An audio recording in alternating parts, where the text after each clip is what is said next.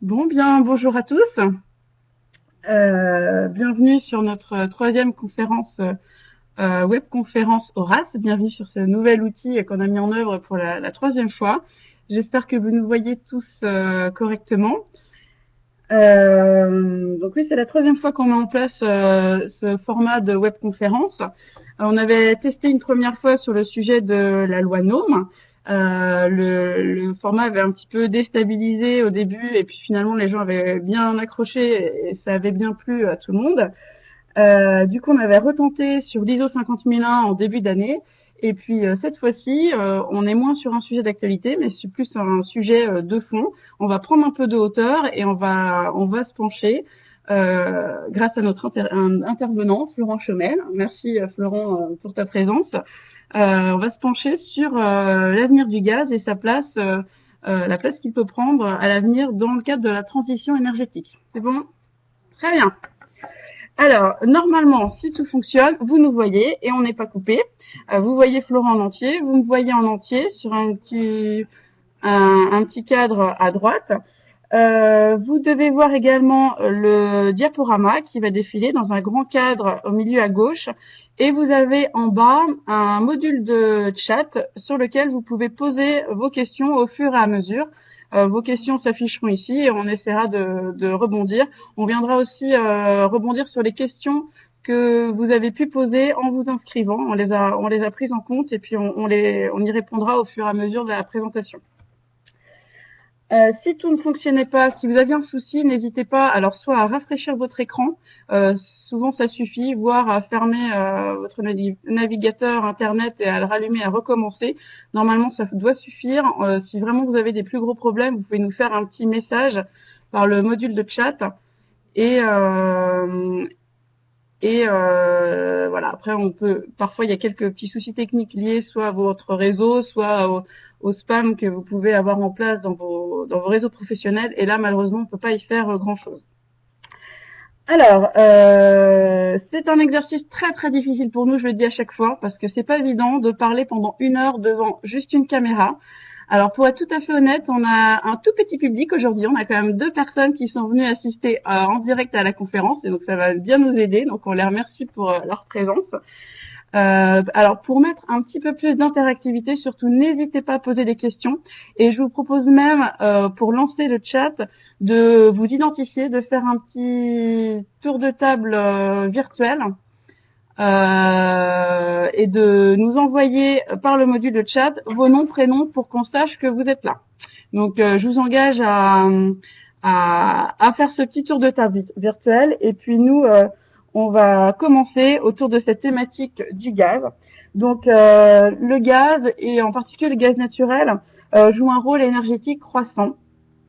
C'est une énergie qui a des réserves encore relativement importantes par rapport au fuel, par exemple, et un moindre impact que le charbon ou le fuel en termes de rejet de CO2 dans l'atmosphère. C'est pourquoi, entre autres, il a été privilégié et qu'il a commencé à se développer. Donc bonjour à Jerry, bonjour à David, bonjour à Bruno, bonjour à tous, bonjour Samy. Ah bah super, c'est très sympa de participer, c'est sympa de savoir que vous êtes là derrière vos écrans.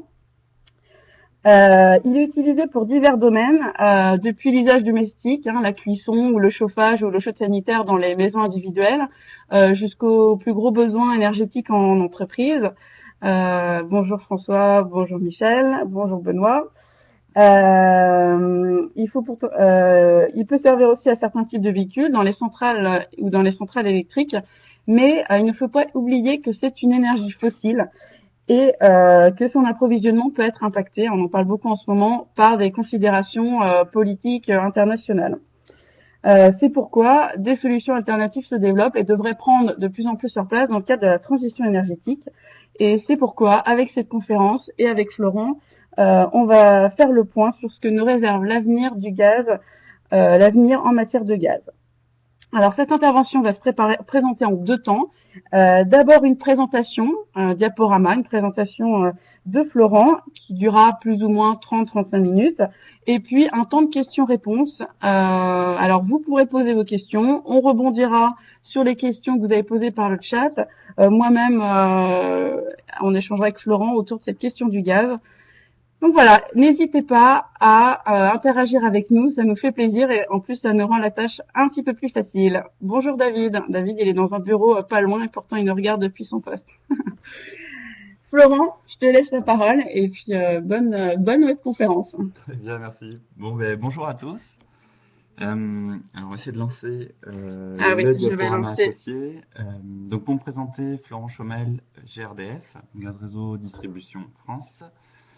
Je suis ingénieur efficacité, ingénieur efficacité énergétique pour la région Ouest.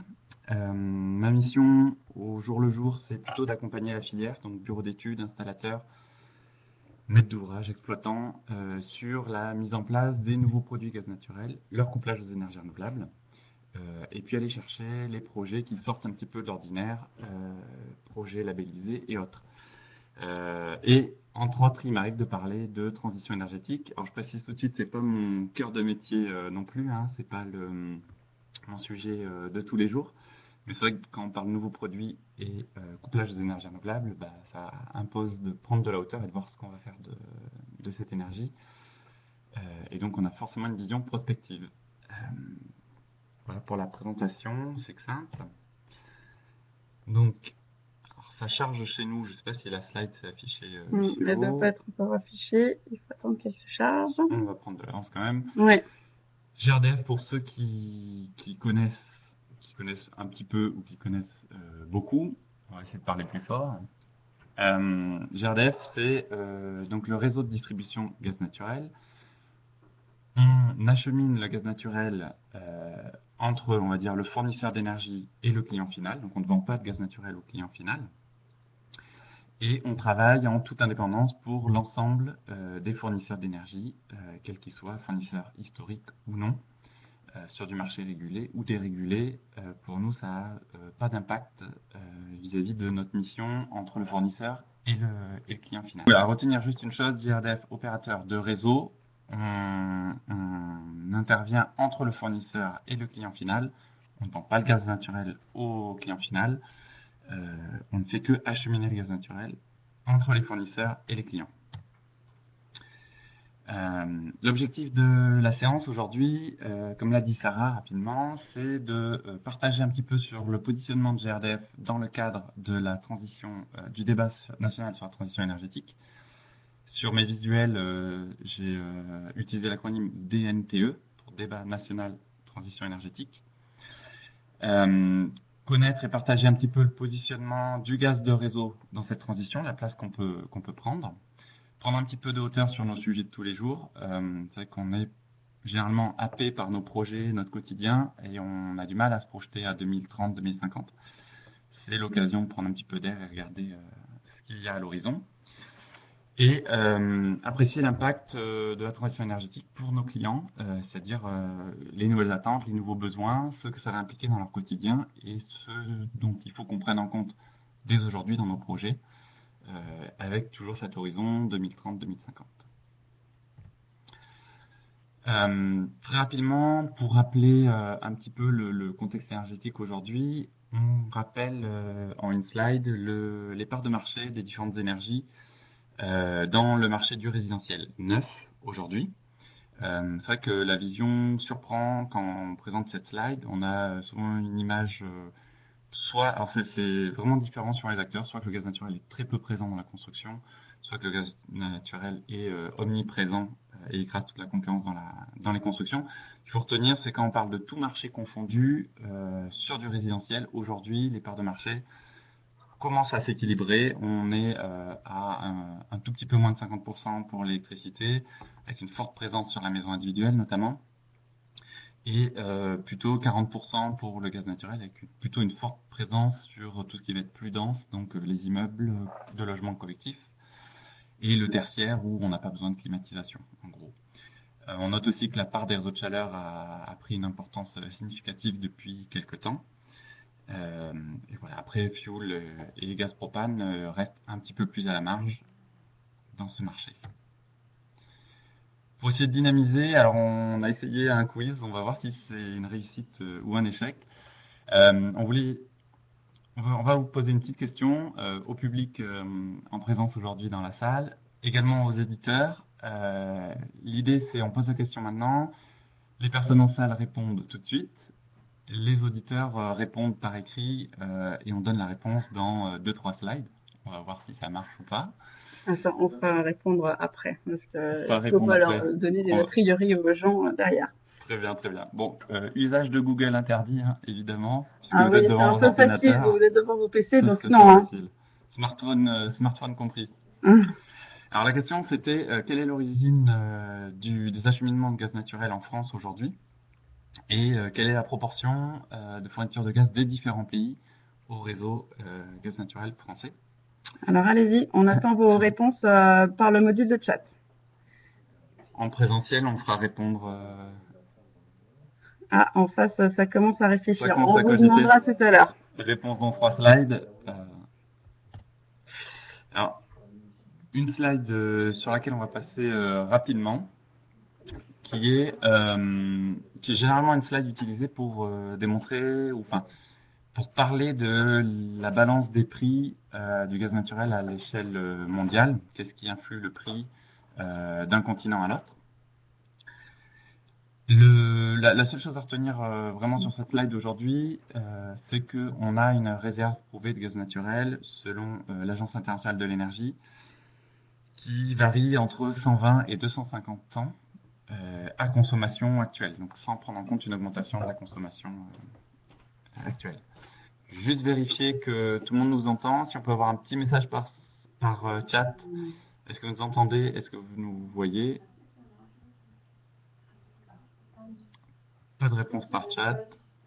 On va continuer quand même. Donc voilà, donc des ressources relativement importantes encore, mais avec, et c'est bien de le préciser, avec malgré tout une échéance. Et donc du coup, il est indispensable d'avoir une vision de ce qu'on peut faire après. Et puis il n'est peut-être pas indispensable d'attendre l'échéance. Mais voilà, on sait qu'on n'est pas au pied du mur non plus à l'instant T. Un petit rappel rapidement également sur le prix des énergies. Pareil, c'est une slide qui surprend des fois. Beaucoup de personnes sont pas forcément à jour dans l'évolution du prix des différentes énergies et surtout le positionnement du prix des différentes énergies entre elles. Ce qu'il faut retenir, en gros, sur la slide qu'on voit, en vert, vous avez la courbe du prix du gaz naturel. En bleu, celle de l'électricité. En orange, celle du gaz propane. En gris, du bois granulé. Le prix qui est annoncé est un prix abonnement inclus. Sur une moyenne, alors je ne l'ai plus exactement, mais je crois que c'est ça, c'est 100 kWh PCI. C'est un prix moyenne qui est donné par le ministère, que vous allez retrouver sur la base Pégase. Si vous cherchez un prix aujourd'hui avec une source nationale et ministérielle, c'est la base Pégase sur le ministère qui va vous donner ces éléments. Vous retrouvez aussi sur le lien que j'ai mis en dessous du titre, sur le site biencheznous.fr, qui est un site GRDF, une mise en page de ces valeurs données par le ministère et qui donne une évolution mois par mois. On réactualise tous les mois le prix de l'énergie, ce qui permet d'avoir un comparatif. Ce qui est important de noter, c'est l'écart entre les différentes énergies, la compétitivité du gaz naturel dans son ensemble. Retenir que le prix des énergies monte dans son ensemble, ça, personne va le nier, tout le monde l'a bien compris. Ici, sur la slide, on va que jusqu'à 2010. J'ai fait l'exercice de remonter jusqu'à 2007. Ce qu'on constate depuis 2007, pour le gaz comme pour l'électricité, c'est à peu près une augmentation de 30% du prix des énergies. Après, j'insiste beaucoup sur une notion qui est ne pas parler qu'en pourcentage. C'est vrai que le pourcentage, c'est intéressant pour avoir une perspective d'évolution. Il faut aussi regarder la valeur absolue, et notamment en comparaison à l'électricité. 30% du gaz naturel qui est à peu près à 7 centimes abonnement inclus, ça fait pas la même somme que 30% de 14 centimes qui est à peu près le prix d'électricité aujourd'hui. Donc voilà, c'est important de réfléchir en pourcentage, c'est important aussi de réfléchir en valeur absolue sur l'impact sur vos dossiers. Ce qui est intéressant de voir aussi, c'est sur la courbe du gaz, une légère inflexion sur la fin et puis une stabilisation à peu près depuis 2012, qui s'explique notamment par le fait l'État a revu la formule de calcul du prix du gaz naturel en France. Historiquement, il était très fortement indexé sur le prix du pétrole et il était revu tous les ans, ce qui donnait lieu généralement à un débat de avril jusqu'à octobre suivant, avec un débat médiatique sur l'évolution du prix du gaz. On a l'impression qu'il évoluait tous les mois. Il évoluait une fois par an, avec des fois des rattrapages rétroactifs. Donc voilà, c'est un petit peu compliqué. Aujourd'hui, l'État a corrélé d'autant plus le prix du gaz naturel au prix marché du gaz et l'a décorrélé un petit peu du prix du fioul. Et l'État redonne le prix du gaz naturel régulé, je parle des tarifs régulés, tous les mois. Donc on a une évolution sensible tous les mois et on constate aujourd'hui que ça a un impact très positif sur le prix du gaz naturel, dans le sens où ça le stabilise, voire ça le diminue, mois par mois. Voilà. C'est un petit peu la fin de la courbe d'inflexion de ce qu'on voit. Je reviens sur un aspect plus donc transition énergétique, je quitte le prix des énergies. Simplement pour préciser que l'histoire du gaz de réseau, c'est déjà une transition énergétique et historique en tant que telle, que ce soit de par les ressources, de par la molécule qu'on transporte dans notre réseau, et que ce soit sur les usages qu'on en fait. C'est-à-dire qu'historiquement, le gaz de réseau était un gaz de ville, qu'on appelait, qui était issu de la on va dire de la méthanisation du charbon. C'est pas le bon terme. Aujourd'hui, c'est un gaz naturel qu'on va extraire directement dans des ressources présentes et disponibles sur le sol terrestre. Hier, on avait un gaz dans le réseau qui était un mélange d'hydrogène et de CO. Aujourd'hui, c'est quasi uniquement du CH4. Et hier, le gaz était utilisé pour faire de l'éclairage, puis pour la cuisson, et c'est venu que plus tardivement pour le chauffage, l'eau chaude sanitaire et l'industrie comme on le connaît aujourd'hui. Voilà, donc on a déjà vécu une transition énergétique au travers du réseau qui est significative. Il y avait une question, existe-t-il une CSPE pour l'électricité? Alors, quand on commence à parler de taxes pour l'électricité, ça devient très très compliqué. Il y a un empilement de taxes assez important. On va la retrouver, la CSPE, au travers de taxes indirectes notamment. Mais je suis vraiment pas expert du sujet. Et je crois savoir que dans le public qu'on a, il y a des personnes qui sont un petit peu plus expertes du sujet, pourront peut-être nous répondre par chat, on pourra peut-être apporter plus de précision là-dessus. Ce qui est sûr, c'est que l'électricité est plus ou moins impactée en termes indirects via la CSPE, mais beaucoup moins que le gaz naturel, ça c'est une évidence. Donc on le disait, transition énergétique, juste une image pour illustrer un petit peu ça. Hier on parlait de gaz de ville, qui était un gaz issu du charbon, un gaz de houille notamment, gaz issu du charbon on va dire. Avec notamment le site du Landy qui est devenu aujourd'hui le centre de recherche de GDF Suez et par lequel passent toutes les actions de recherche de GRDF, qui étaient donc des usines de gaz présentes dans les villes ou en périphérie des villes à l'époque. On revient du coup à notre quiz. On n'a pas eu de réponse, alors je pense que les gens ne devaient pas savoir. Non, je pense que ça n'a pas marché. On a eu... D'accord. On a un problème avec cette chat. Donc désolé si vous avez répondu, mais on peut pas tenir compte. On va demander à notre public présent. Est-ce que pour vous, alors quel est le pays qui a fourni plus de gaz naturel à la France? Qui fournit, on va dire. On va parler au présent, même si ça n'a pas beaucoup évolué. Ah tiens, d'accord. Une réponse qui est Maghreb, Algérie, Tunisie. Moi j'aurais dit voilà. Comme premier fournisseur, oui. En France, je pense que le Nord est fourni par, on va dire, le gaz de Russie. Voilà, moi j'aurais dit Russie aussi. Alors allons-y. C'est moite-moite. Donc moite-moite entre l'Afrique du Nord et la Russie par ailleurs. Allez. Ah, on a des réponses. Alors, on va quand même regarder les réponses. La slide, certains ont dû la voir apparaître. Est-ce que le chat... Ah, nous on les voit pas. Nous on les voit pas. Qu'est-ce que... Algérie, Russie et Norvège. Bon. Il y a une bonne réponse. Non, il y a plusieurs bonnes réponses. Ce qu'il faut retenir, c'est que le mix de fournisseurs de gaz naturel en France est très varié. C'est le plus varié d'Europe. Je ne sais pas d'ailleurs si c'est pas le plus varié du monde. on avait une règle qui est moins vraie aujourd'hui, c'était de ne pas avoir plus de 15% de fourniture de gaz par un seul et même pays. Aujourd'hui, on a une distorsion là-dessus. On a un pays qui nous fournit plus de gaz naturel que les autres, qui est la Norvège, le principal fournisseur de gaz naturel en France aujourd'hui. Vu que la slide s'affiche pas, je vais le vérifier pour pas dire de bêtises. C'est la Norvège à hauteur de 40% de nos importations, à peu près. Le deuxième fournisseur, c'est les Pays-Bas. Donc, on a une fourniture de gaz en France qui est majoritaire de par les pays du Nord, on va dire. Derrière, on va avoir l'Algérie et la Russie à hauteur de 17%. Et puis derrière, l'Égypte à 2%. Et puis un mix, un melting pot de tous les autres pays qui va faire le reste de l'approvisionnement. Donc voilà, c'est vrai que c'est quelque chose qui est très peu connu du grand public. Finalement, on est dépendant par rapport à l'actualité de la Russie qu'à hauteur de 15% des importations de gaz en France. Dans les médias, on entend des chiffres différents. Il y a peut-être un amalgame. L'Europe, à elle seule, est dépendante à 30% des gaz d'origine Russie. Mais forcément, en moyenne, avec les pays de l'Est qui sont beaucoup plus dépendants du gaz russe. On pense notamment à l'Ukraine en ce moment.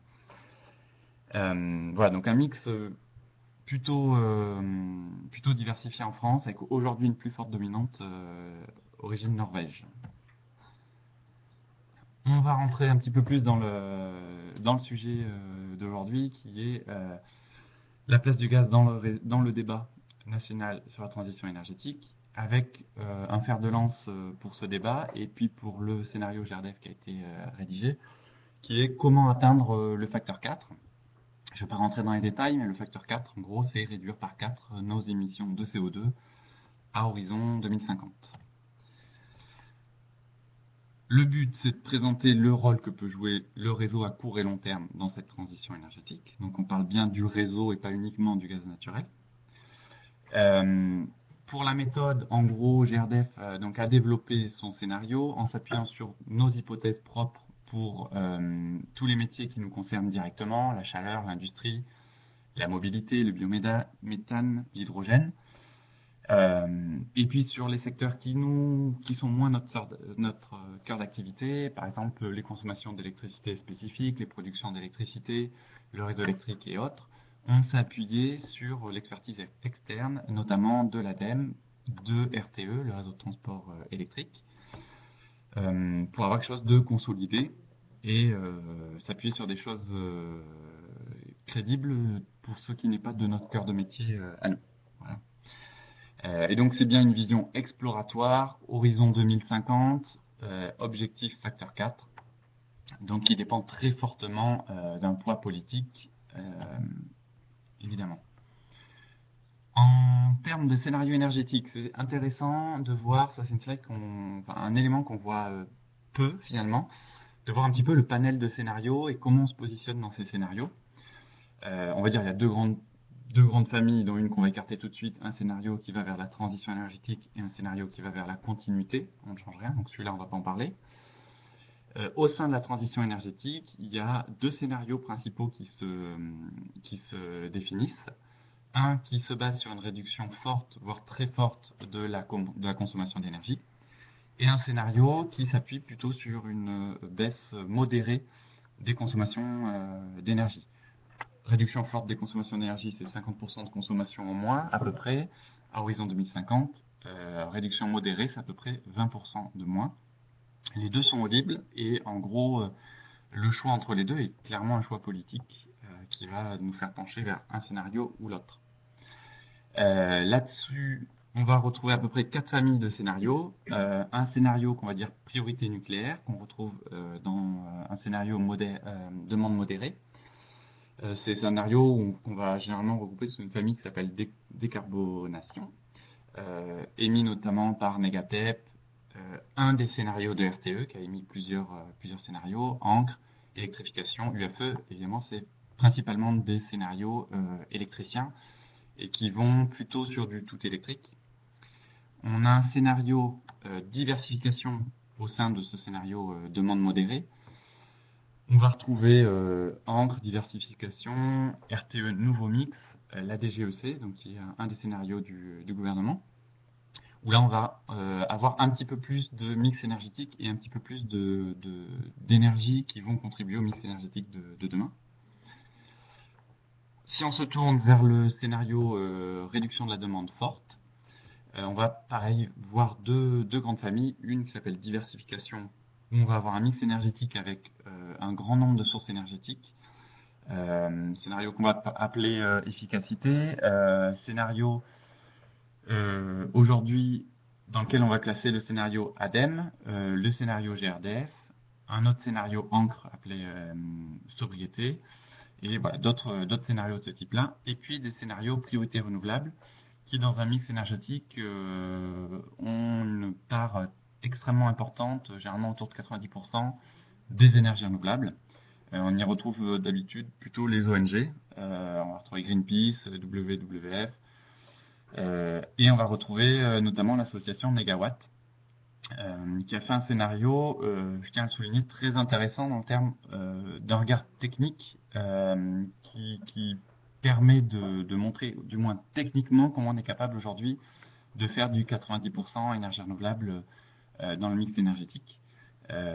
Voilà, qui a pu démontrer techniquement qu'aujourd'hui c'est possible. Donc c'est à souligner, c'est le regard du technicien plutôt qui souligne cet aspect-là. Dans nos scénarios, nous qui sont plutôt sur un plus grand mix énergétique, on va pouvoir détailler comment se positionne le scénario GRDF. Donc j'ai fait un zoom rapido sur trois scénarios, dont deux scénarios qui vont nous permettre de nous comparer un petit peu. Le scénario ADEME, le scénario GRDF et le scénario Negawatt, notamment. Il va falloir que j'accélère après. Oui, Florent, j'hésitais à te le dire, mais oui. De toute façon, l'essentiel, c'est vraiment de donner les principes comme ça et les grandes bases. En gros, entre le scénario ADEME, GRDF et Negawatt, que ce soit ADEME ou GRDF, on est sur une part de NR dans le mix énergétique total qui est à peu près de 50%. Pour le scénario Negawatt, on est sur 90% d'énergie renouvelable dans le mix énergétique total.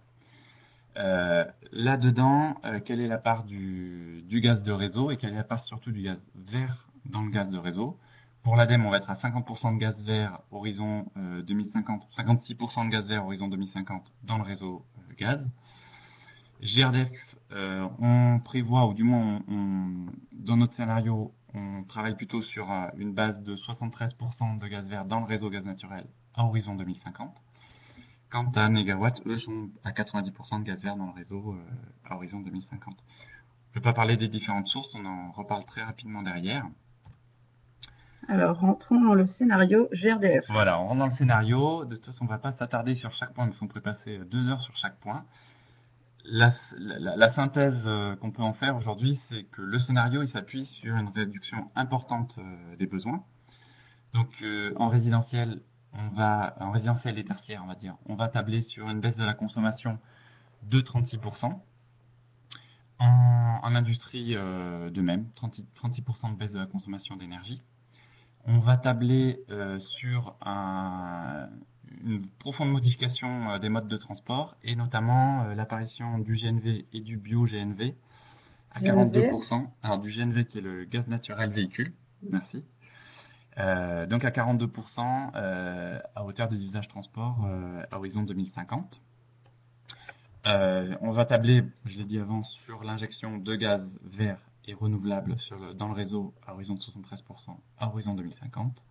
Et surtout une complémentarité entre les réseaux, notamment entre le réseau électrique et le réseau gazier, mais également entre les réseaux de chaleur et le réseau gazier et électrique, évidemment. Je vais passer très rapidement sur les différents postes que sont le résidentiel, tertiaire ou industrie. En synthèse, ce qu'il faut retenir, c'est qu'on prend bien en compte une augmentation de la population de 27 millions de logements aujourd'hui à 37 millions de logements à horizon 2050. Donc on est obligé dans une réflexion transition énergétique de considérer que la vie ne s'arrête pas aujourd'hui et que on va avoir une expansion démographique et une certaine croissance. On s'appuie sur une vision volontariste de rénovation de 500 000 logements par an. On sait que c'est compliqué à atteindre aujourd'hui, mais sans ce travail-là sur la rénovation très peu de scénarios de transition énergétique sont possibles finalement.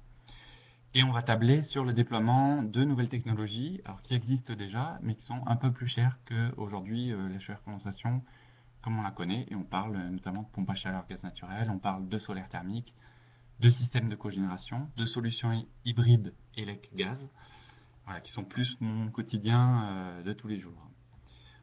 On va passer rapidement sur ces éléments. L'industrie, on table sur le scénario ministériel avec une croissance faible, mais une croissance jusqu'à horizon 2050. Et malgré cette croissance, une baisse de la consommation d'énergie d'environ 36%. Avec une réduction de la demande, c'est là qu'on va agir le plus, utiliser au mieux l'énergie, récupérer les énergies fatales dans les industries, voilà, améliorer l'efficacité des process. Une part entre électricité et gaz naturel qui reste en pourcentage à peu près équivalente. Par contre, une très forte diminution de la place du fioul et du charbon dans l'industrie, notamment au profit de la biomasse. Voilà. Je ne m'attarde pas sur ces sujets qui sont généralement assez connus. Le transport, c'est un petit peu moins connu. Donc la slide met un petit peu de temps à charger chez nous. Je ne sais pas si vous la voyez.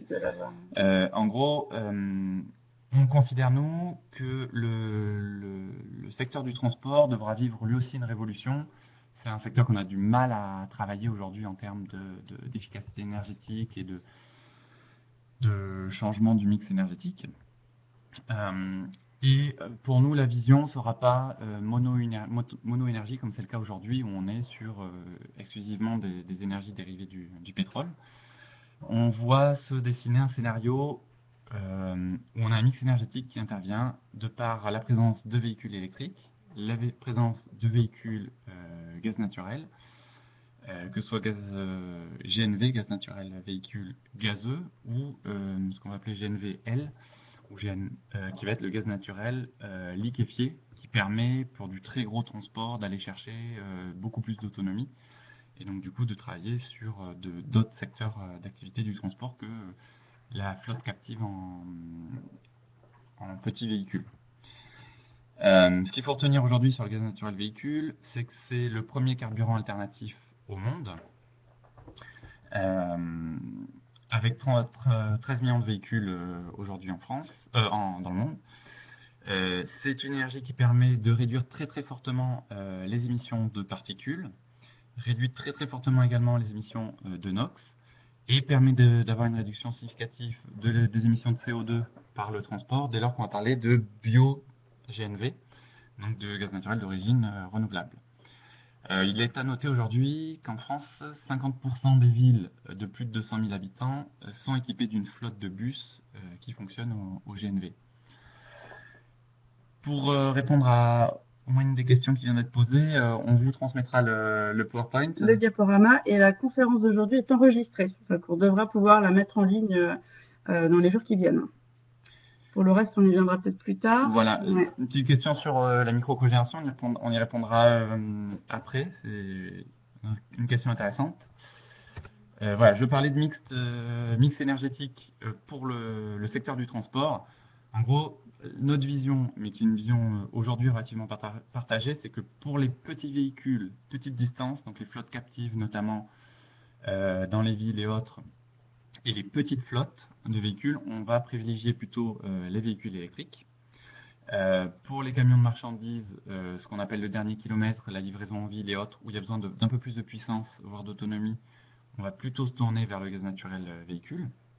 Pour les moyennes distances, on va parler plus des bus de ville et autres. On voit un scénario se dessiner entre le gaz naturel véhicule, l'hybride, et puis toujours une place pour les carburants d'origine pétrole. Et pour la longue distance, plutôt un marché entre les carburants d'origine pétrole, le gaz naturel véhicule et le gaz naturel liquéfié, qui permet d'atteindre des autonomies à plus de 1000 km par véhicule. Voilà pour le transport. On a parlé en pointillé au fur et à mesure des différentes slides de gaz vert. Le gaz vert, c'est notamment la méthanisation. Aujourd'hui, en fait, depuis fin 2011, on a possibilité d'injecter le biométhane produit par différentes exploitations sur le réseau de gaz naturel. C'était impossible jusqu'à maintenant et c'est valorisé par un tarif d'achat. Et depuis l'entrée en vigueur de cette possibilité, on a 4 projets qui injectent sur le réseau. Le premier était Lille Métropole. Derrière, rapidement, on a eu un projet en Moselle et un projet dans la Brie.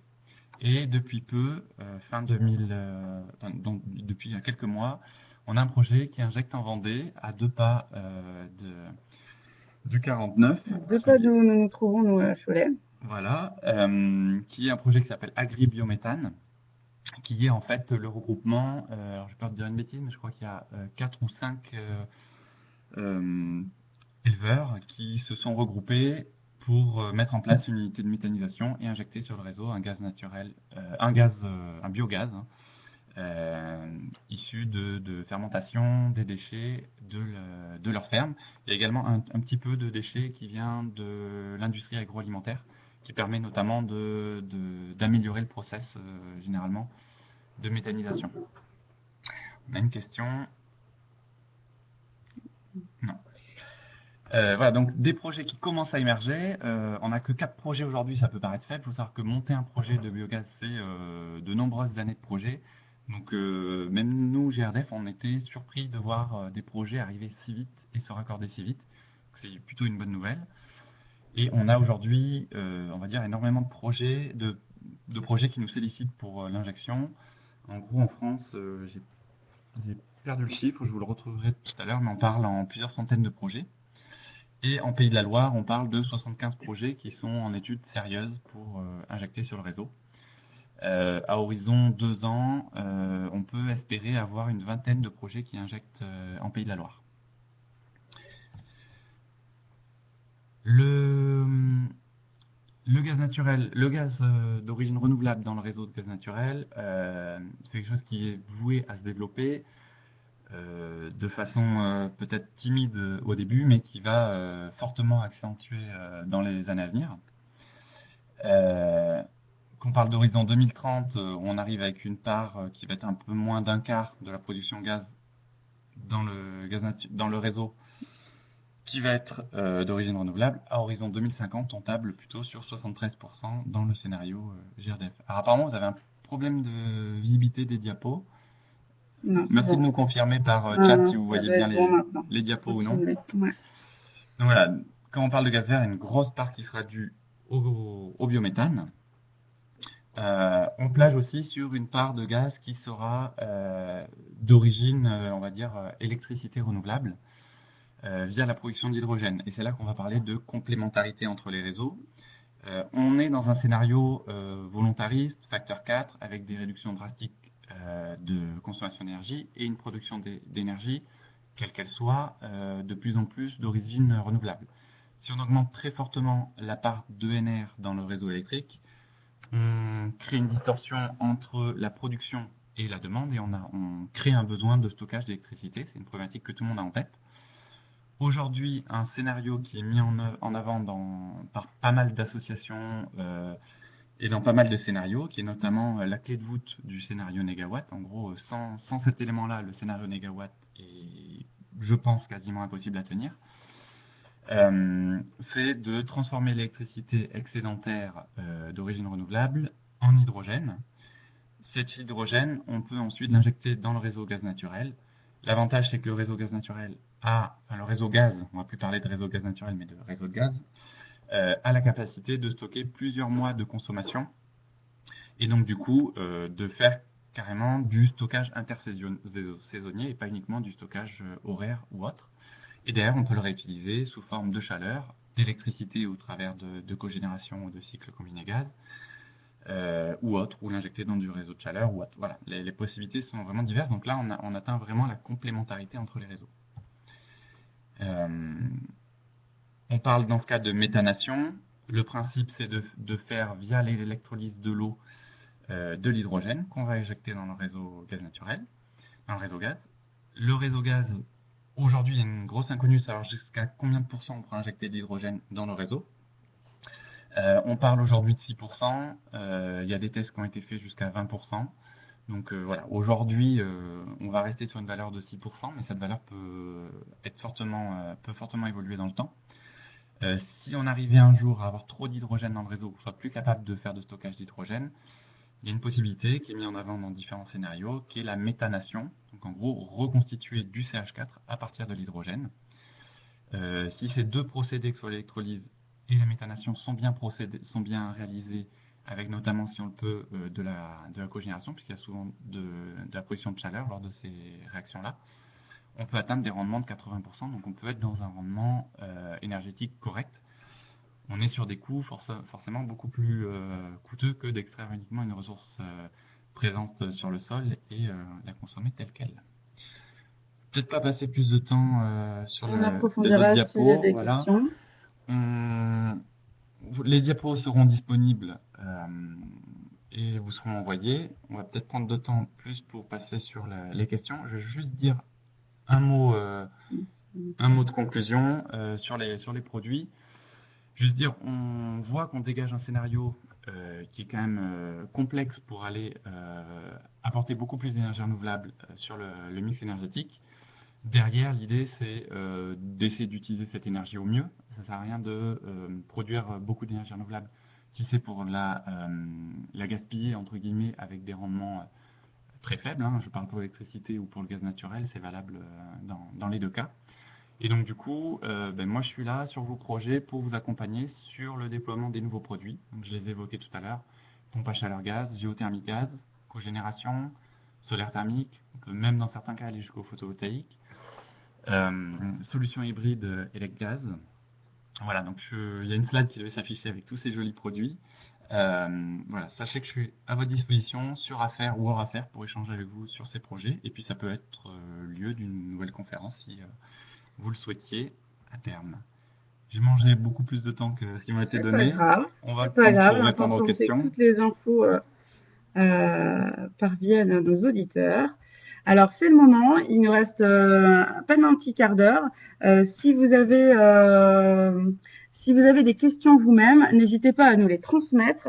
Moi, je vais poser les miennes et celles que vous avez posées en avant, vous aviez la possibilité de poser des questions au moment de vos inscriptions. J'en ai retenu quelques-unes. Mais tout d'abord, parce que c'est d'actualité, Florent, je vais te demander, c'est une question que se posent beaucoup de gens et vous me l'avez posée à l'inscription, au vu du contexte international, donc là, du conflit en Ukraine, est-ce qu'il y a des risques réels pour l'approvisionnement en gaz en France? Alors, la réponse est multiple. Aujourd'hui, non. Aujourd'hui, nous, on est clairement confiants. Les différents acteurs du secteur gazier, on va dire, sont confiants pour plusieurs paramètres. Le premier, on pense à une coupure de la Russie de l'approvisionnement en Europe. Finalement, on sait que la Russie a autant, voire plus besoin que nous de fournir du gaz à l'Europe. Donc la Russie se mettrait en très très forte difficulté s'y couper. Donc c'est déjà un premier point qui est économique et géopolitique, qui fait que c'est très peu probable que la Russie coupe, d'un premier point. Dans un second temps, on l'a vu, la Russie fournit aujourd'hui 15% du gaz naturel en France. Donc finalement 15% aujourd'hui, on saura faire sans. On saura se débrouiller autrement, même si ça peut avoir un impact par contre sur les prix. Et puis on l'a dit, la France a une capacité de stockage de plusieurs mois à consommation hivernale.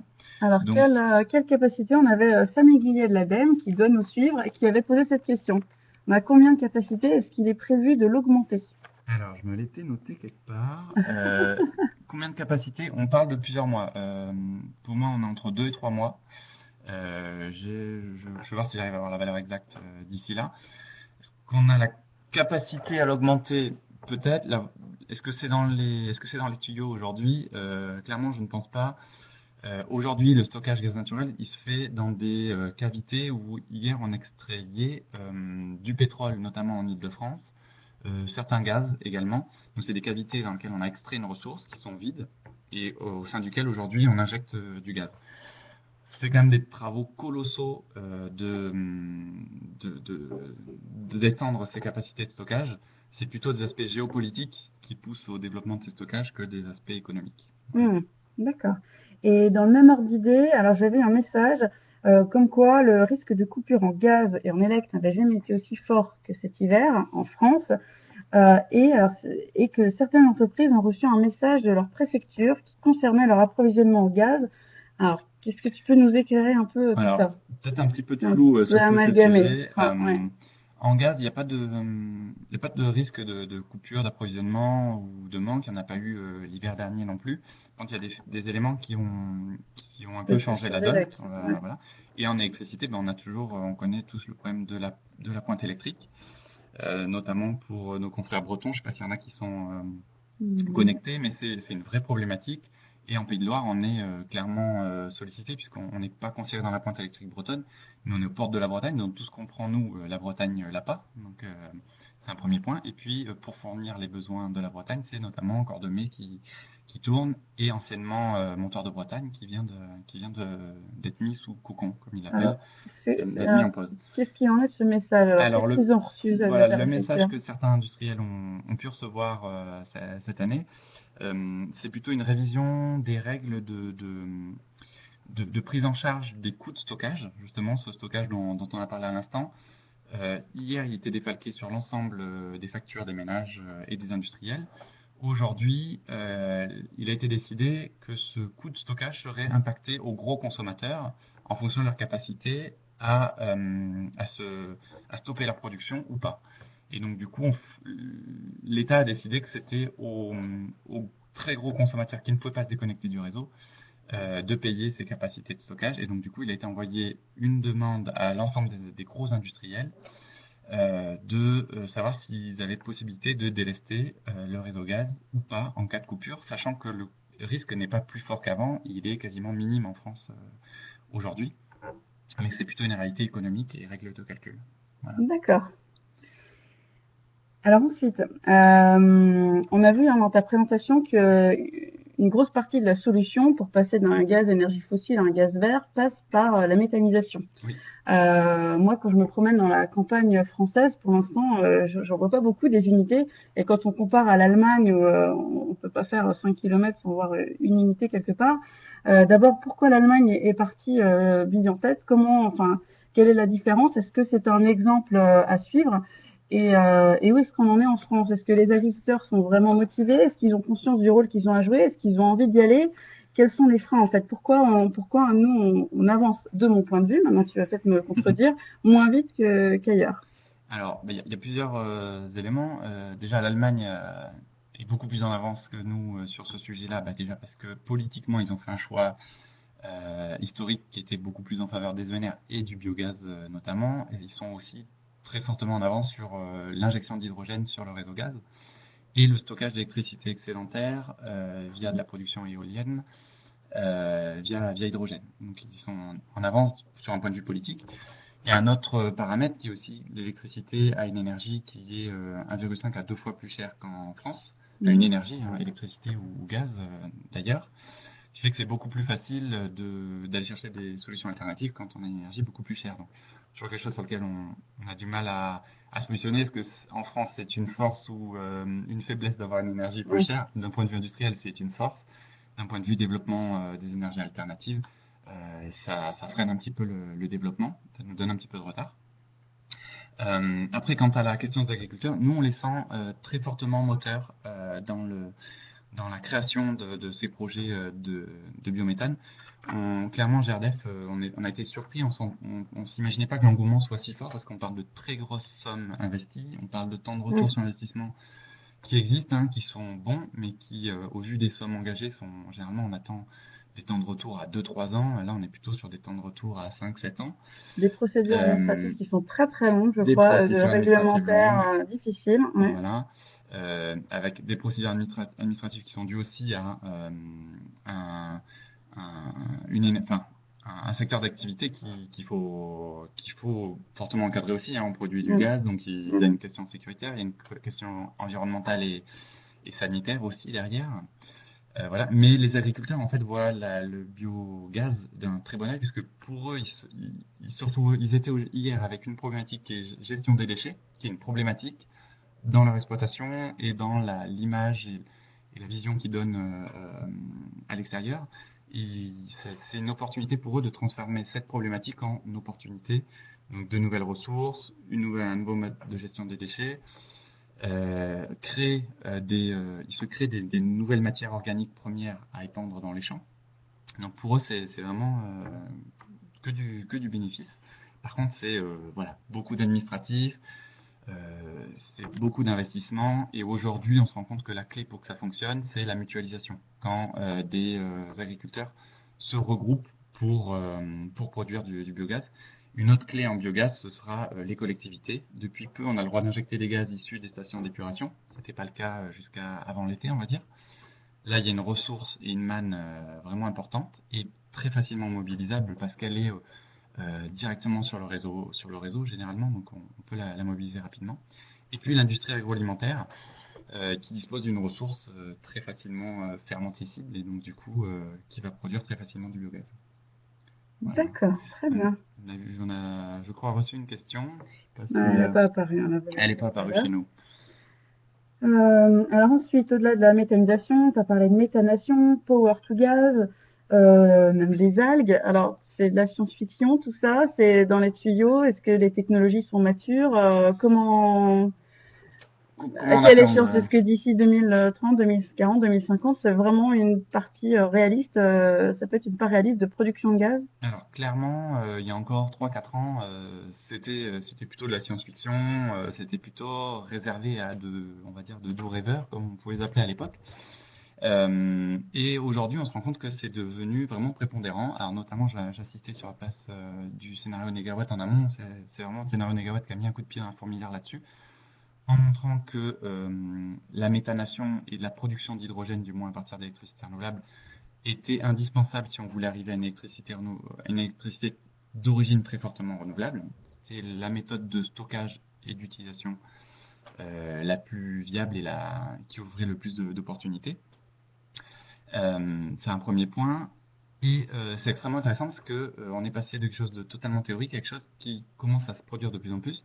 J'ai parlé de l'Allemagne. Il y a à peu près 5 unités, 2 qui sont vraiment réellement engagées et puis 3 qui sont très fortement avancées de production d'hydrogène, soit pour injection sur le réseau, soit pour du stockage d'hydrogène et de la production d'électricité derrière sur un cycle combiné gaz cogénéré. C'est un premier point. Et à l'échelle française, il y a un projet qui s'appelle GRID, avec un Y, GR, alors je me plante toujours sur la place du H, GRHYD,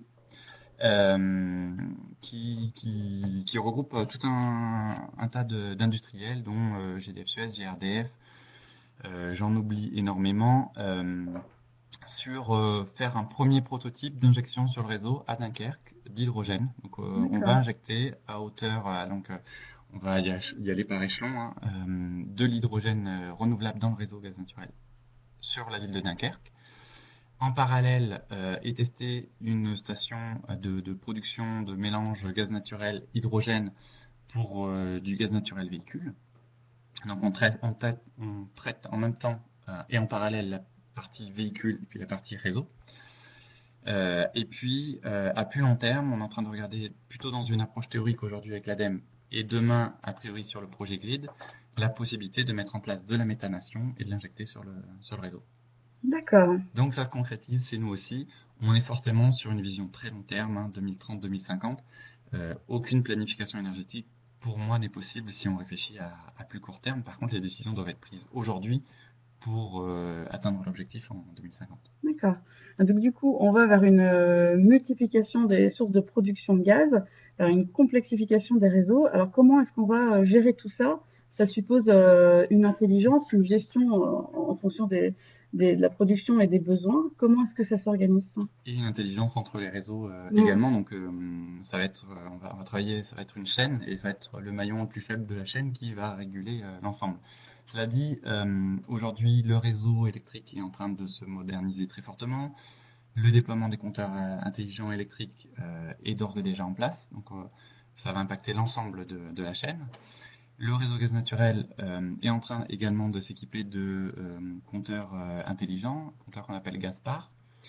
Le déploiement est prévu, jusqu'à, d'aujourd'hui à dans 5 ans. Aujourd'hui, on est plutôt sur des premiers tests dans des bâtiments, et dans 5 ans, une intensification très large qui permettent de savoir en temps réel quelles sont les consommations et comment on doit s'adapter pour y répondre, et notamment entre le réseau électrique et le réseau gaz, comment il faut qu'on se déleste de l'un sur l'autre. On va aussi, au travers des produits hybrides, notamment des chaudières hybrides qui regroupent une pompe à chaleur électrique et une chaudière gaz, par exemple, pouvoir délester le réseau électrique qui fonctionnait par exemple sur la pompe à chaleur électrique quand on est en pointe électrique pour passer sur le brûleur gaz. On va être capable de démarrer les cogénérations au moment où on a de la demande. Voilà, c'est toute une intelligence réseau qui se met en place petit à petit et qui est indispensable effectivement dans la transition énergétique. D'accord. Alors, on arrive déjà à 12h30. On va juste un tout petit peu déborder, hein. Vous êtes chez vous. Si vous vraiment n'êtes plus disponible, vous pouvez toujours couper. Mais j'avais encore quelques questions. D'ailleurs, on en a. Y a-t-il un risque environnemental avec la méthanisation à grande échelle?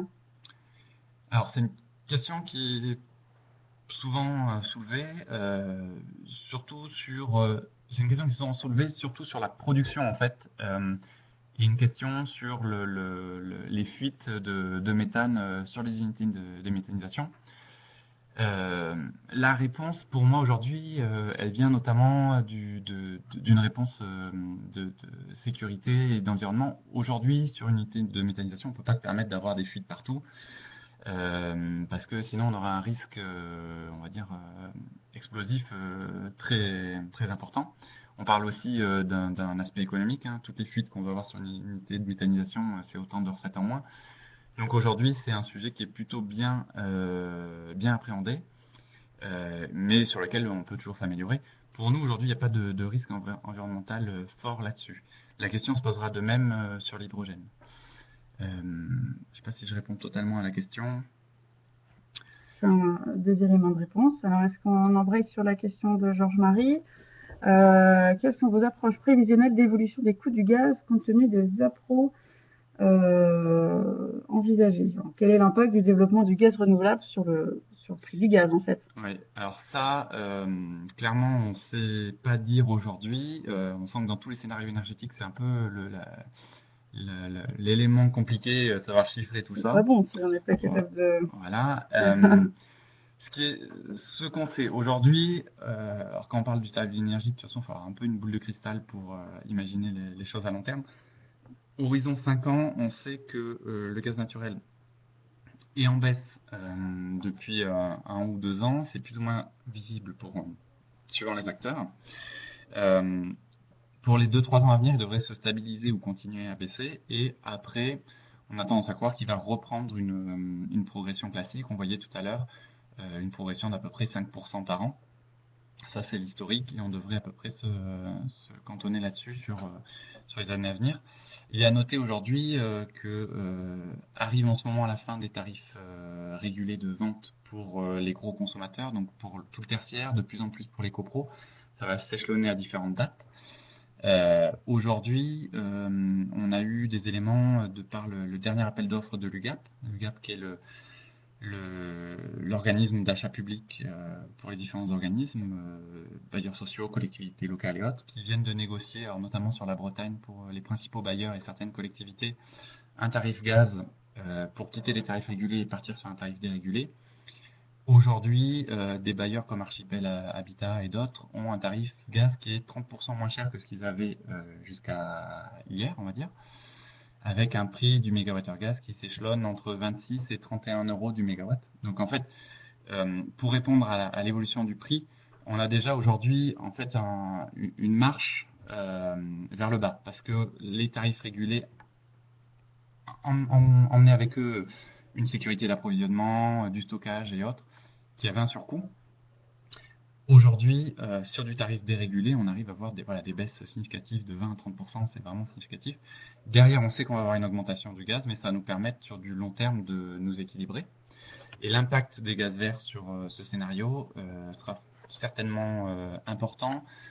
Par contre, on pense qu'en termes de delta par rapport aux autres énergies, on aura le même delta sur les différentes énergies, mis à part après sur charbon et fuel, qui eux n'ont pas de raison d'avoir une évolution due à une importation d'énergie renouvelable dans leur mix.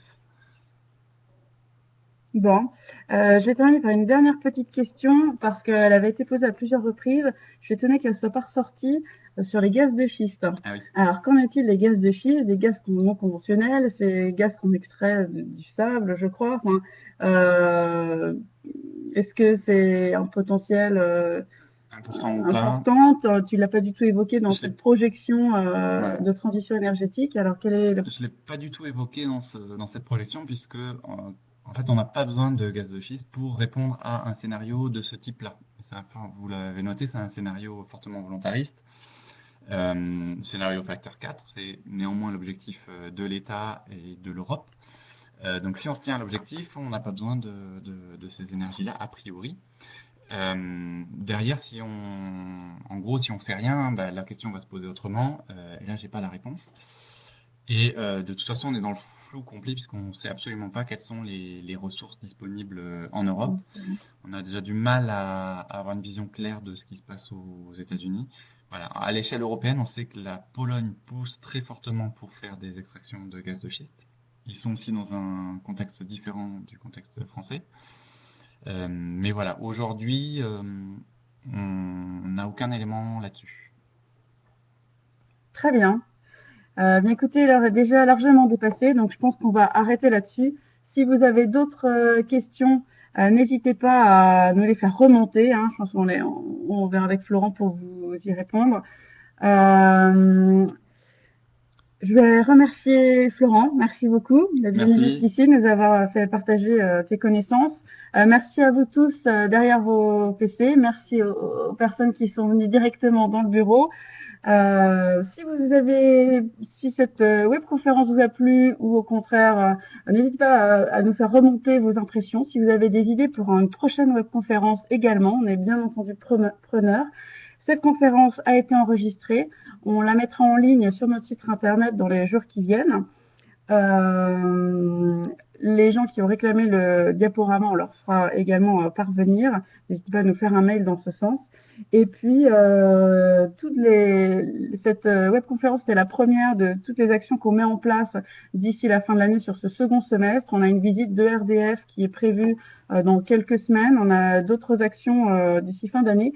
Vous pouvez aller sur notre site internet, tout y est référencé, vous pouvez vous inscrire directement. Donc à cette heure-ci, je vais vous souhaiter un bon appétit à tous, merci à tous, et puis bonne fin de journée et à bientôt sur une prochaine webconférence. Merci à tous. Au revoir.